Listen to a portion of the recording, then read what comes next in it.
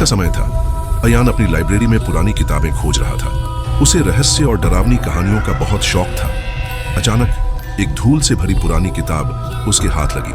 किताब का नाम था अधूरी किताब। अयान ने किताब खोली, लेकिन उसमें न तो लेखक का नाम लिखा था और न ही कोई परिचय।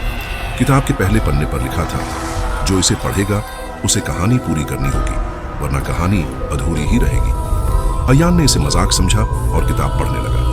किताब की कहानी एक व्यक्ति के बारे में थी जो अपने ही घर में अजीब घटनाओं का शिकार हो रहा था। जैसे जैसे अयान कहानी पढ़ता गया, उसे महसूस होने लगा कि किताब की घटनाएं उसके जीवन से मेल खा रही थी। अचानक अजीब घटनाएं शुरू होती हैं। किताब में लिखा था, उपछोना भी।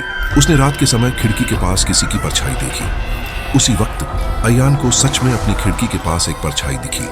उसने डर के मारे किताब बंद कर दी, लेकिन खिड़की की परछाई अब भी वहां थी। उसने खुद को संभालते हुए सोचा कि यह उसका भ्रम है। उसने खिड़की खोलकर देखा, लेकिन बाहर कोई नहीं था। वह वापस अपनी कुर्सी पर बैठ गया और किताब को फिर से पढ़ने लगा।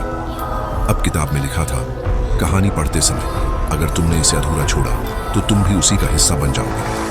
अयान घबरा गया। उसने किताब बंद करने की कोशिश की, लेकिन किताब खुद ब खुद खुल गई। पन्ने तेजी से पलटने लगे और अयान की आंखें उन शब्दों पर टिक गई, कहानी अब शुरू हो चुकी है। अयान की घबराहट बढ़ गई। उसने लाइट बंद करके सोने की कोशिश की, लेकिन कमरे की दीवारों पर अजीब आकृतियां उभरने लगीं। दीवारों से एक गहरी आवाज आई, कहानी अधूरी मत छोड़ो। फिर अयान का सामना भूत या शक्ति से होता है। अयान ने डरते डरते किताब पढ़ना जारी रखा। कहानी अब उस पर ही केंद्रित हो गई थी। किताब में लिखा था कि वह अपने कमरे में अकेला नहीं है। तभी कमरे की लाइट्स झपकने लगी और अयान को अपनी कुर्सी के पास किसी के चलने की आवाज सुनाई दी। वह पलटा तो उसने देखा कि एक सफेद धुंधली आकृति उसके ठीक सामने खड़ी थी।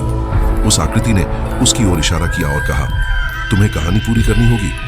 किताब का आखिरी पन्ना डर और घबराहट के बीच अयान ने आखिरी पन्ना खोल लिया। उसमें लिखा था, जो यह किताब पूरी करता है वह कहानी का हिस्सा नहीं बनता, लेकिन कहानी खत्म करने के लिए तुम्हें अपनी सबसे बड़ी कुर्बानी देनी होगी। अयान असमंजस में पड़ गया। तभी किताब के पन्ने चलने लगे और कमरे में तेज हवा चलने लगी। एक गहरी आवाज गूंजी, अब फैसला तुम्हारा है, कहानी पूरी करोगे या अपनी जान दोगे। अयान ने आखिरी शब्द पढ़ने के लिए हिम्मत जुटाई। उसने जैसे ही आखिरी पंक्ति पढ़ी, किताब अचानक बंद हो गई। कमरे की सारी अजीब घटनाएं रुक गईं। अगले दिन अयान ने अपने दोस्तों को यह घटना सुनाई। जब उन्होंने अयान से किताब दिखाने को कहा तो वह किताब वहां नहीं थी, लेकिन अयान के हाथ पर एक शब्द उभर चुका था, कहानीकार। अब हर रात अयान को एक नई कहानी लिखनी पड़ती है। अगर वह नहीं लिखता तो उसकी आत्मा अधूरी किताब का हिस्सा बन जाएगी। क्या आप जानते हैं अधूरी किताब का रहस्य क्या था? कमेंट करें और चैनल को सब्सक्राइब करें। शायद अगली कहानी में इसका राज खुले।